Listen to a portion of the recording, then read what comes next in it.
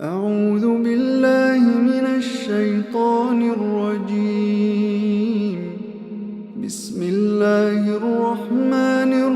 الرحيم. ألف لام را. تلك آيات الكتاب المبين. إنا أنزلناه قرآنا عربيا لعلكم تعقلون. نحن نقص عليك أحسن القصص بما أوحينا إليك هذا القرآن وإن كنت من قبله لمن الغافلين. إذ قال يوسف لأبيه يا أبت إني رأيت 11 كوكبا والشمس والقمر رأيتهم لي ساجدين. قال يا بني لا تقصص رؤياك على إخوتك فيكيدوا لك كيدا إن الشيطان للإنسان عدو مبين.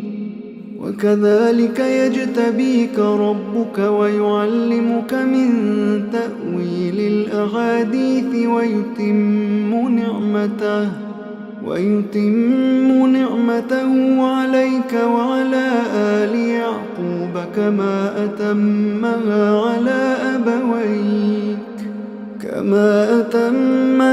على أبويك من قبل إبراهيم وإسحاق إن ربك عليم حكيم. لقد كان في يوسف وإخوته آيات للسائلين.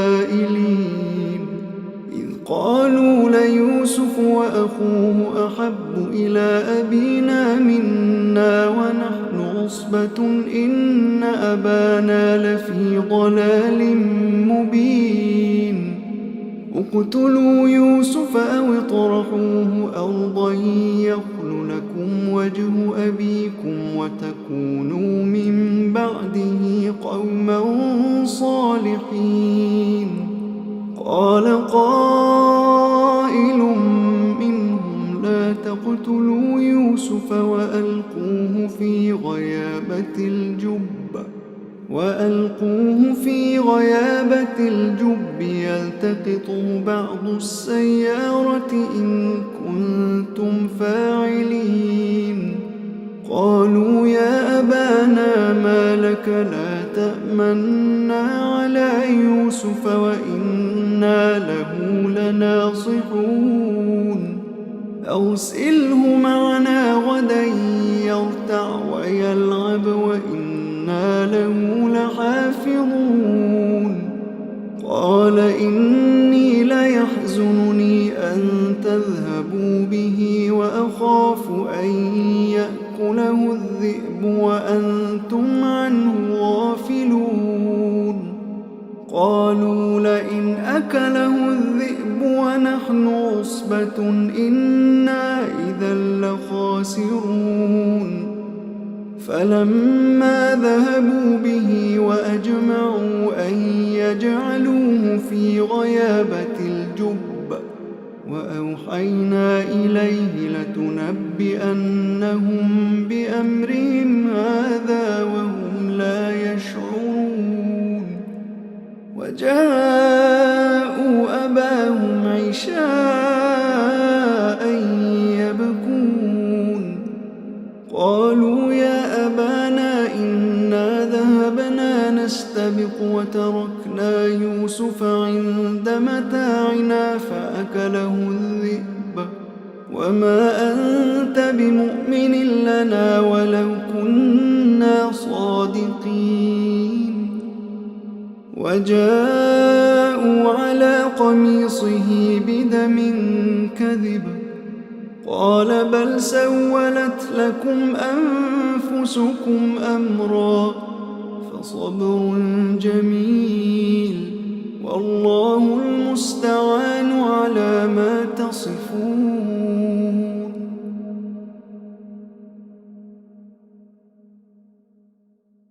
وجاءت سيارة فأرسلوا واردهم فأدلى دلوه قال يا بشرى هذا غلام وأسروه بضاعة والله عليم بما يعملون وشروه بثمن بخس دراهم معدودة وكانوا فيه من الزاهدين وقال الذي اشتراه من مصر لامرأته أكرمي مثواه عسى أن ينفعنا أو نتخذه ولدا وكذلك مكنا ليوسف في الأرض ولنعلمه من تأويل الأحاديث والله غالب على أمره ولكن أكثر الناس لا يعلمون ولما بلغ أشده آتيناه حكما وعلما وكذلك نجزي المحسنين وراودته التي هو في بيتها عن نفسه وغلقت الأبواب وقالت هيت لك قال معاذ الله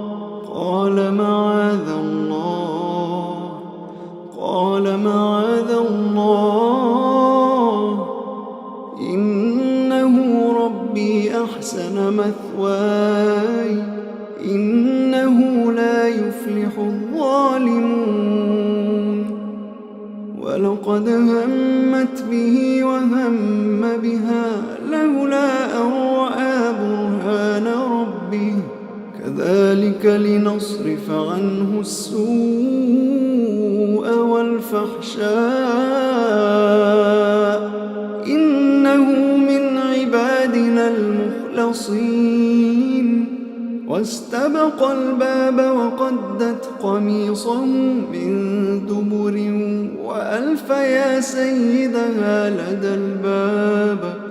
قالت ما جزاء من أراد بأهلك سوءا إلا أن يسجن أو عذاب أليم قال هي راودتني عن نفسي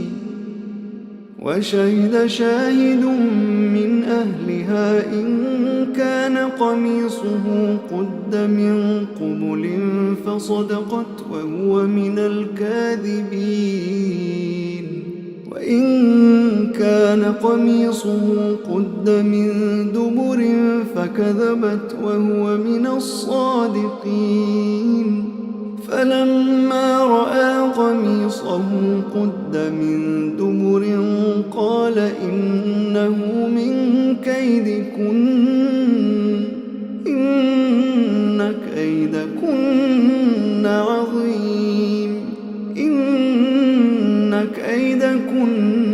عظيم يوسف أعرض عن هذا واستغفري لذنبك إنك كنت من الخاطئين.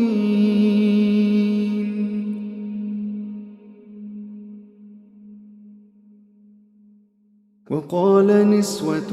في المدينة امرأة العزيز تراود فتاها عن نفسه قد شغفها حبا إنا لنراها في ضلال مبين فلما سمعت بمكرهن أرسلت إليهن وأعتدت لهن متكئا وآتت كل واحدة منهن سكينا وقالت اخرج عليهن فلما رأينه أكبرنه وقطعن أيديهن وقلن حاش لله ما هذا بشرا إن هذا إلا ملك كريم. قالت فذلكن الذي لمتنني فيه ولقد راودته عن نفسه فاستعصم ولئن لم يفعل ما آمره ليسجنن وليكون من الصاغرين. قال رب السجن أحب إلي مما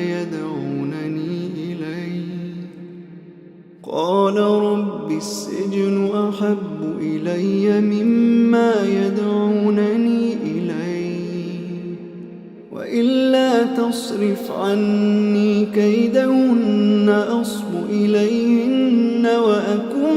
من الجاهلين. فاستجاب له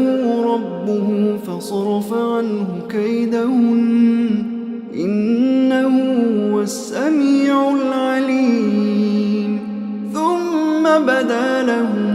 من بعد ما رأوا الآيات ليسجننه حتى حين.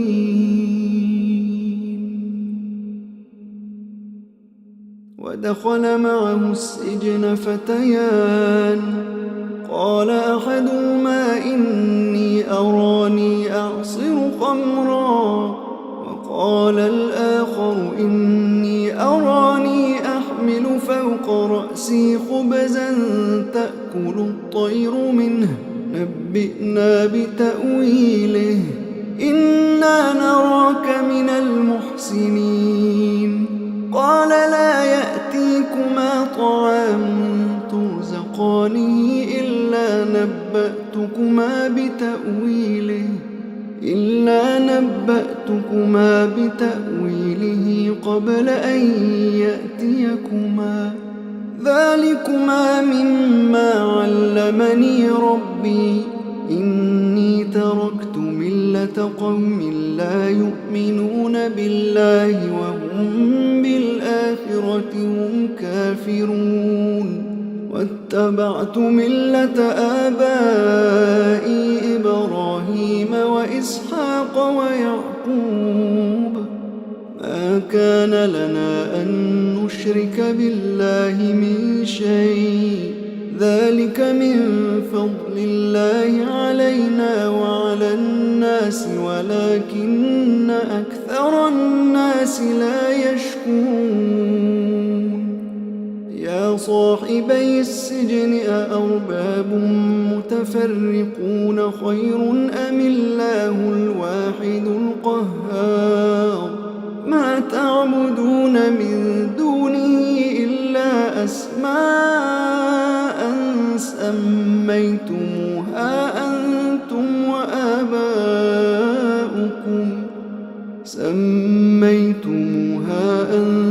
وآباؤكم ما أنزل الله بها من سلطان إن الحكم إلا لله أمر ألا تعبدوا إلا إياه ذلك الدين القيم ولكن أكثر الناس لا يعلمون. يا صاحبي السجن أما أحدكما فيسقي ربه خمرا وأما الآخر فيصلب فتأكل الطير من رأسه قضي الأمر الذي فيه تستفتيان. وقال للذي ظن أنه ناج منهما اذكرني عند ربك فأنساه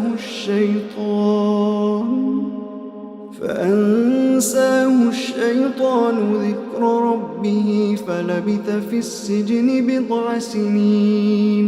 وقال الملك إني أرى 7 بقرات سمان يأكلهن يأكلهن سبع عجاف وسبع سنبلات خضر وأخر يابسات. يا أيها الملأ أفتوني في رؤياي إن كنتم للرؤيا تعبرون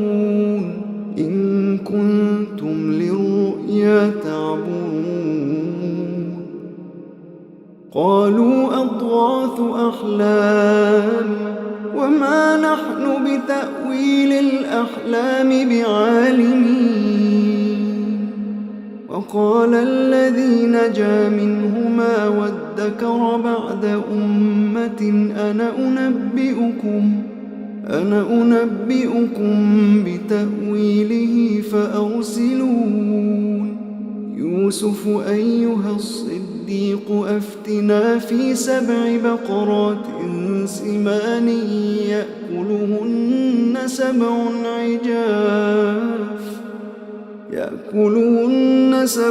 عجاف و7 سنبلات خضر وأخر يابسات لعلي أرجع إلى الناس لعلهم يعلمون. قال تزرعون 7 سنين دأبا فما حصدتم فذروه في سنبله إلا قليلا مما تأكلون. ثم يأتي من بعد ذلك 7 شداد يأكلن ما قدمتم لهن إلا قليلا مما تحصنون.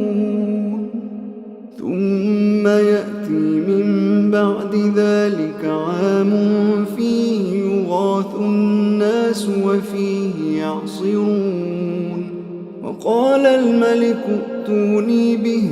فلما جاءه الرسول قال ارجع إلى ربك فاسأله ما بال النسوة اللاتي قطعن أيديهن إن ربي بكيدهن عليم. قال ما خطبكن إذ راوتن يوسف عن نفسه قلن حاش لله ما علمنا عليه من سوء. قالت امرأة العزيز الآن حصحص الحق أنا راودته عن نفسه وإنه لمن الصادقين. ذلك ليعلم أني لم أخنه بالغيب وأن الله لا يهدي كيد الخائنين.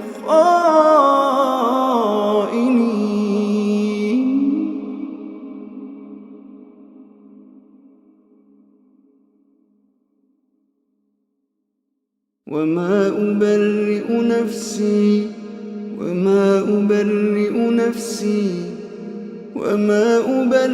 نفسي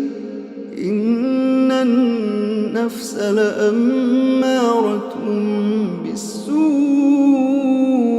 إلا ما رحم ربي إن ربي غفور رحيم.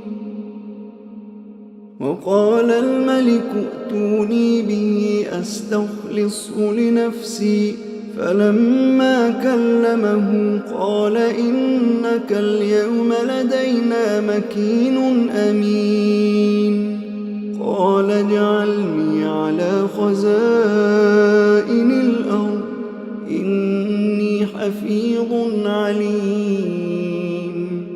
وكذلك مكنا ليوسف في الأرض يتبوأ منها حيث يشاء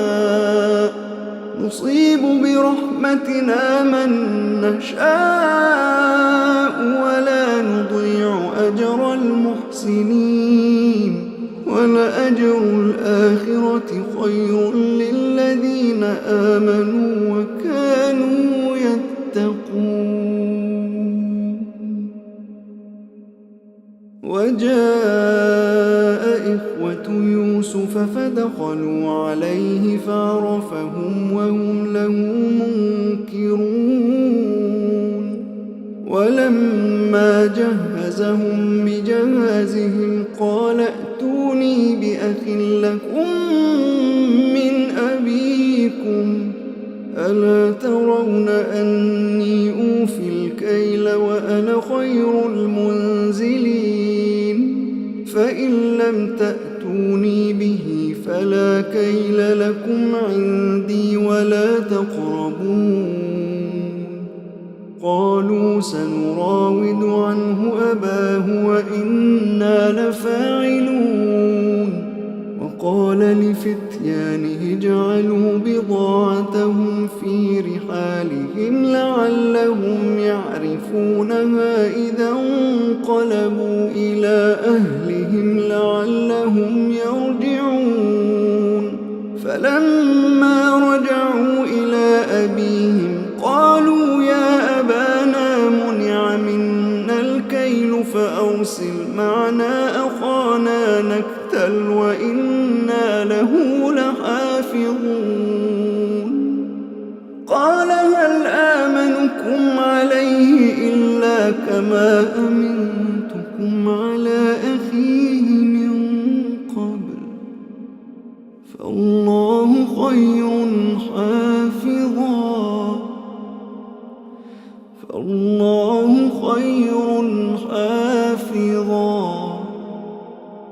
وهو أرحم الراحمين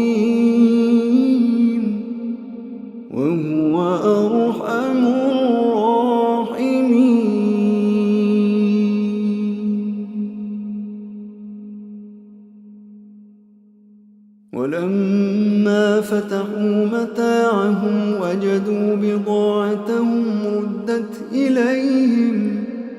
قالوا يا أبانا ما نبغي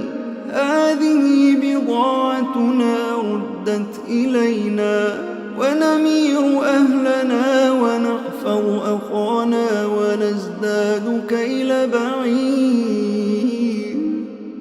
ذلك كيل يسير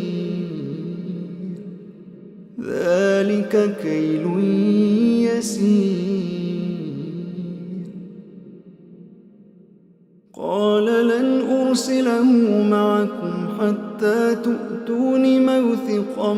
من الله لتأتونني به إلا أن يحاط بكم فلما آتوا موثقهم قال الله على ما نقول وكيل وقال يا بني لا تدخلوا من باب واحد وادخلوا من أبواب متفرقة وما أغني عنكم من الله من شيء إن الحكم إلا لله عليه توكلت وعليه فليتوكل المتوكلون ولما دخلوا من حيث أمرهم أبوهم ما كان يغني عنهم من الله من شيء إلا حاجة في نفس يعقوب قضاها وإنه لذو علم لما علمناه ولكن أكثر الناس لا يعلمون ولما دخلوا على يوسف آوى إليه أخاه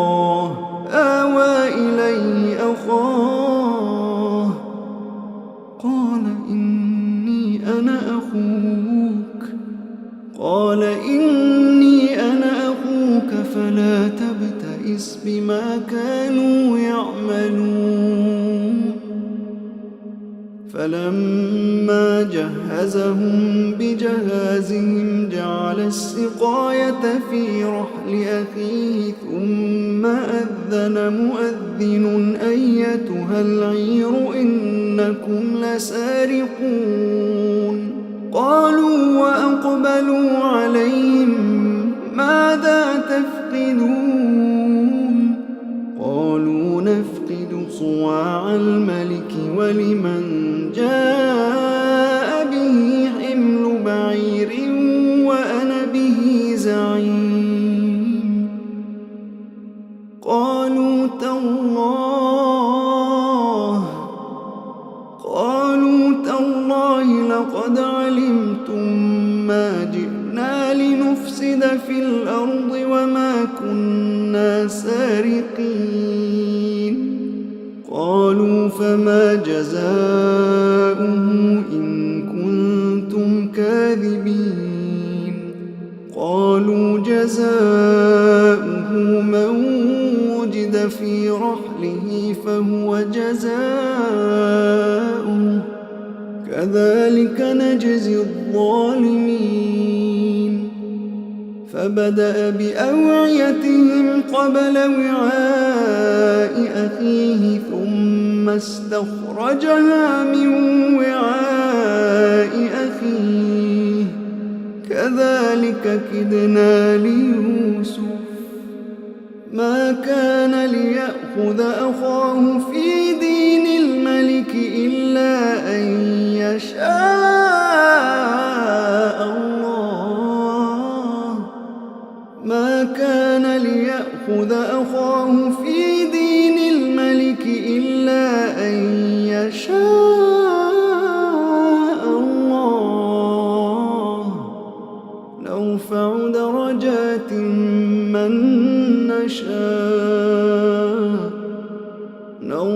درجات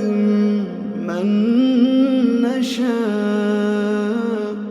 وفوق كل ذي علم عليم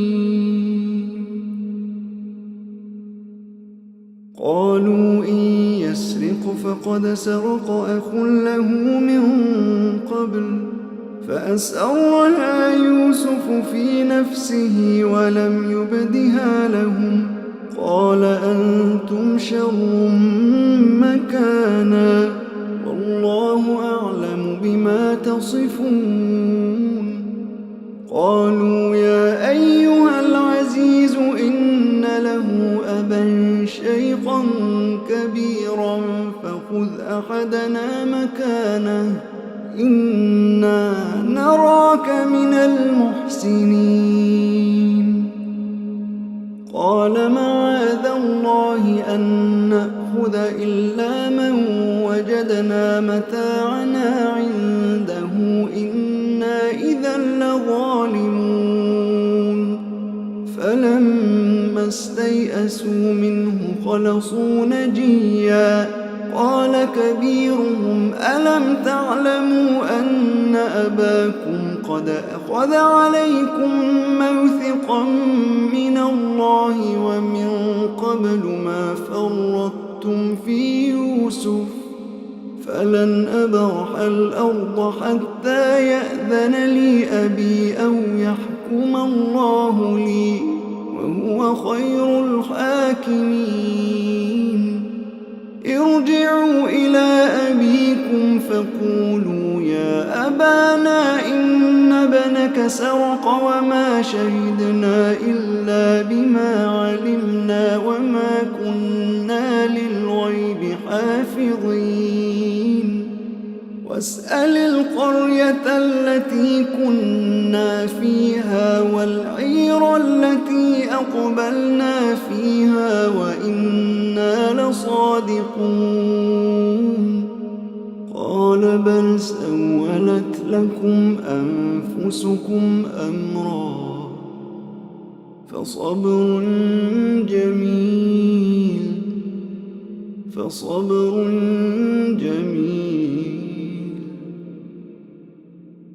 عسى الله أن يأتيني بهم جميعا إنه هو العليم الحكيم وتولى عنهم وقال يا أسفا على يوسف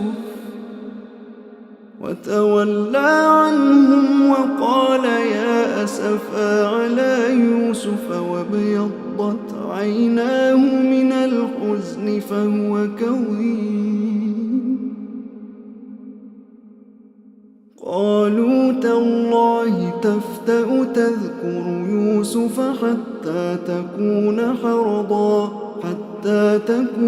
حرضا أو تكون من الهالكين قال إنما أشكو بثي وحزني إلى الله وأعلم من الله ما لا تعلمون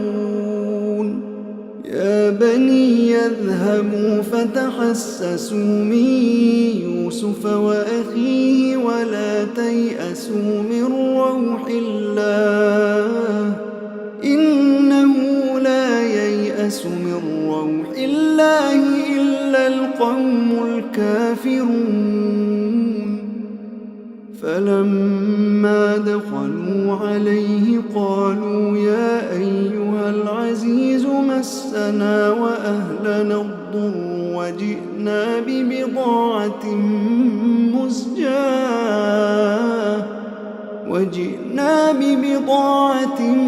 مزجاة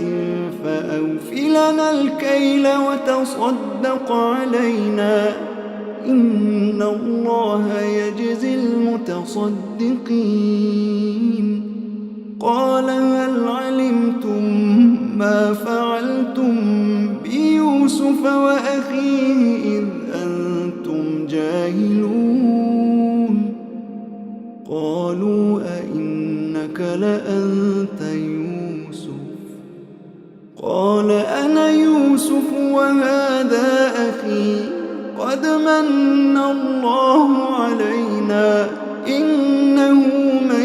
يتق ويصبر فإن الله لا يضيع أجر المحسنين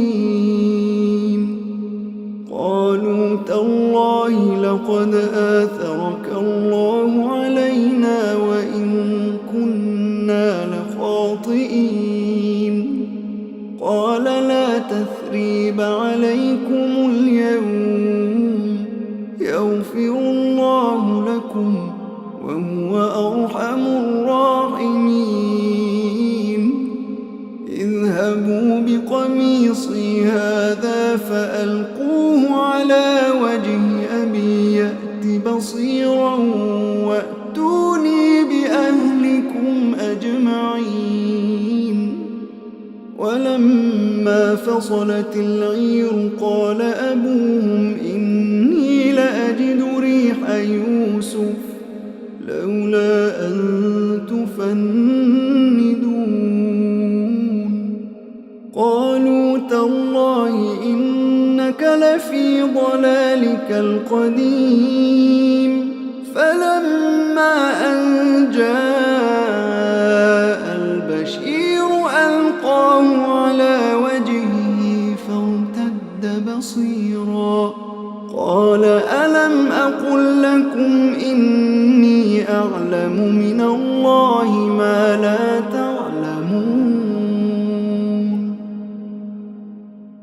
قالوا يا أبانا استغفر لنا ذنوبنا إنا كنا خاطئين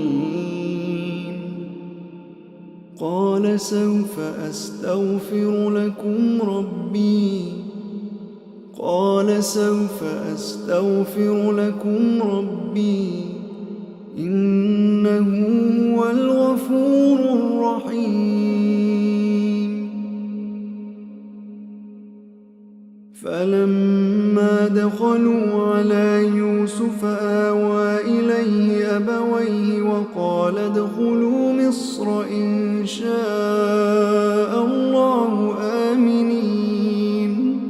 ورفع أبويه على العرش وخروا له سجدا وقال يا أبت هذا تأويل رؤياي من قبل قد جعلها ربي حقا وقد أحسن بي إذ أخرجني من السجن وجاء بكم من البدو من بعد أن نزغ الشيطان بيني وبين إخوتي إن ربي لطيف لما يشاء إنه هو العليم الحكيم رب قد آتيتني من الملك وعلمتني من تأويل الأحاديث فاطر السماوات والأرض أنت ولي في الدنيا والآخرة توفني مسلما وألحقني بالصالحين ذلك من أنباء الغيب نوحيه إليك وما كنت لديهم إذ أجمعوا أمرهم وهم يمكرون وما أكثر الناس ولو حرصت بمؤمنين وما تسألهم عليه من أجر إن هو إلا ذكر للعالمين وكأي من آية في السماوات والأرض يمرون عليها وهم عنها معرضون وما يؤمن أكثرهم بالله إلا وهم مشركون أفأمنوا أن تأتيهم غاشية من عذاب الله أو تأتيهم الساعة بغتة وهم لا يشعرون قل هذه سبيلي أدعو إلى الله قل هذه سبيلي أدعو إلى الله على بصيرة أنا ومن اتبعني وسبحان الله وما أنا من المشركين قل هذه سبيلي أدعو إلى الله على بصيرة أنا ومن اتبعني وسبحان الله وما أنا من المشركين وسبحان الله وما أنا من المشركين وما أرسلنا من قبلك إلا رجالا نوحي إليهم من أهل القرى أفلم يسيروا في الأرض فينظروا كيف كان عاقبة الذين من قبلهم ولدار الآخرة خير للذين اتقوا أفلا تعقلون حتى إذا استيأس الرسل وظنوا أنهم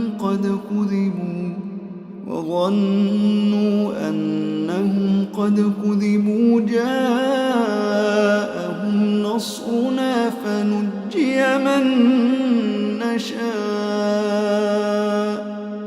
ولا يرد بأسنا عن القوم المجرمين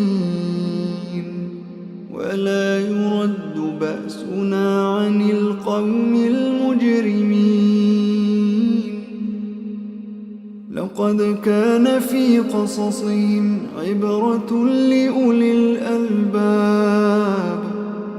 ما كان حديثا يفترى ولكن تصديق الذي بين يديه وتفصيل كل